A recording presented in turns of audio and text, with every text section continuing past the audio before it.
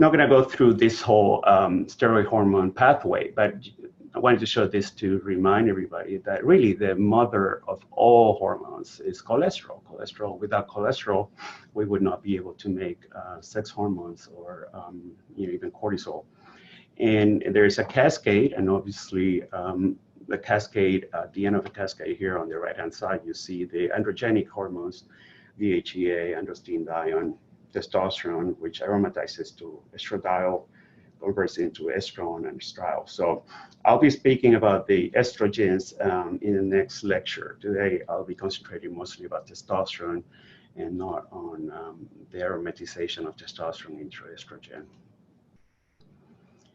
And this is how, this is what we call the HPTA, or the hypothalamic-pituitary-testicular organoidal axis. And it's another cascade, basically. The hypothalamus, which is a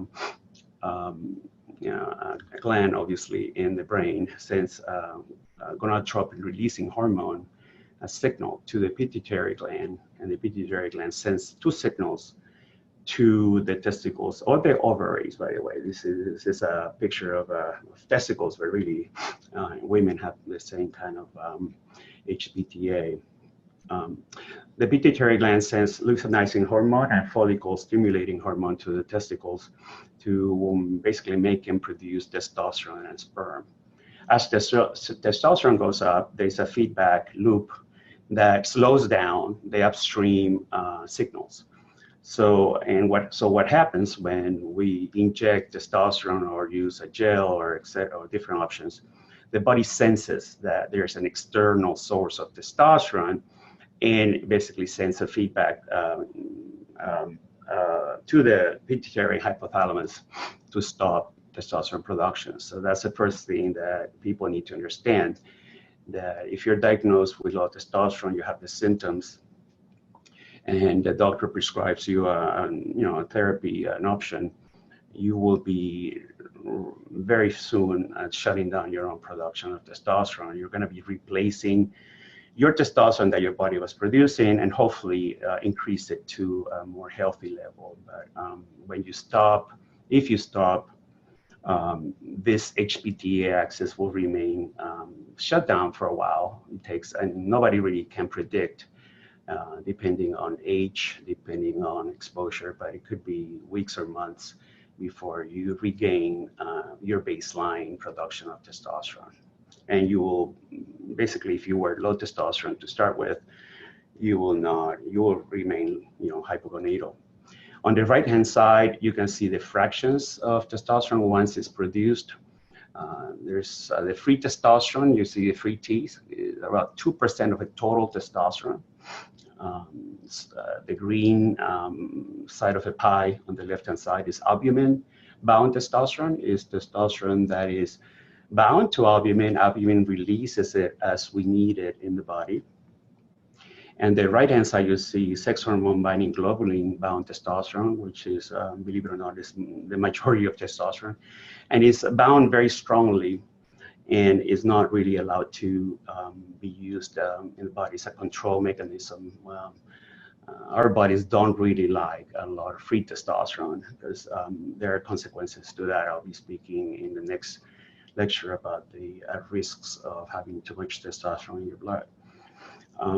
But there are now studies that are showing that there is a role for sex hormone binding globulin to transport and act on receptors all over the body. So it's not really an evil hormone. There's nothing in the body that is evil when it comes to hormones, even though some men think estrogen or in men has no role, when in fact is we need estrogen in males as women need testosterone in their bodies too. So only 2% is free testosterone and 98% is bound to albumin and sex hormone binding globulin.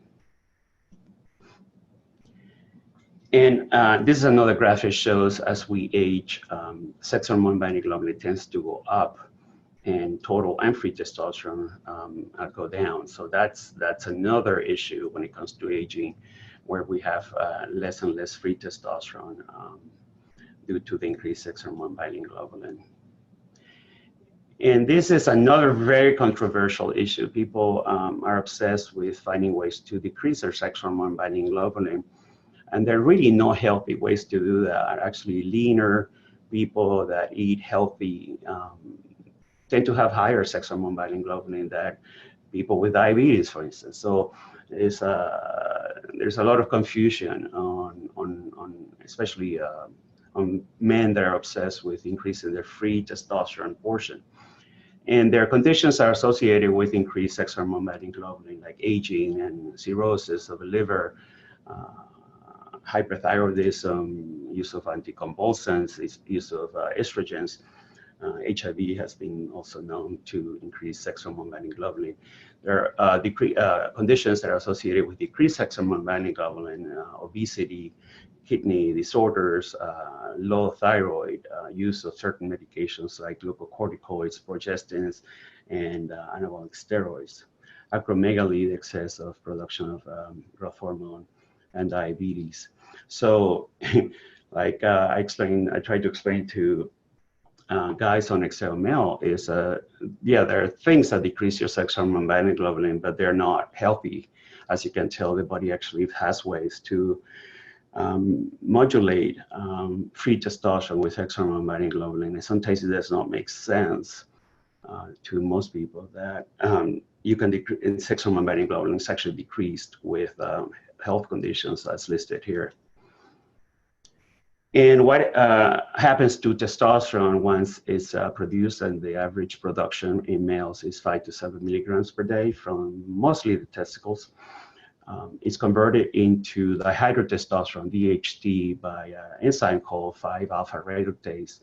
That DHT portion actually is being linked to libido. It's also been linked to the negative side effects like acne. There's still controversial data on whether or not it increases prostate hyperplasia or inflammation of prostate. Actually, it's data that shows that that's not the case. And DHT works on the androgen receptor. The next portion or fraction is a direct effect of free testosterone or on androgen receptors. And that effect basically works on the muscle and brain, cognitive function, etc. And the third, which is very misunderstood, I'll be speaking about estradiol in the next lecture because it's a really wide topic with a lot of misconception. I think it's the highest, the most misunderstood hormone in males. Estradiol is produced by the aromatization in the liver and in fat cells too. Of testosterone. So testosterone really is a precursor of estradiol. And estradiol is not an evil hormone. It's actually being associated with increased bone density, increased libido, believe it or not, decreased fat mass, and even cognitive function and improved lipids. So estradiol really is a very important hormone for not only women, but men. And like men with very low estradiol usually complain of low libido, hair issues, like brittle hair, cognitive issues, and bone loss. You can see, I forgot to say, there's a drug up here called finasteride that is used, branded as Propecia or Prostar, that blocks DHT. And lots of data is basically we're getting data from different studies about this finasteride syndrome that has been associated with the use of this drug to prevent hair loss or prevent BPH, benign prostatic hyperplasia. And those men, many men tend to feel their libido has decreased dramatically.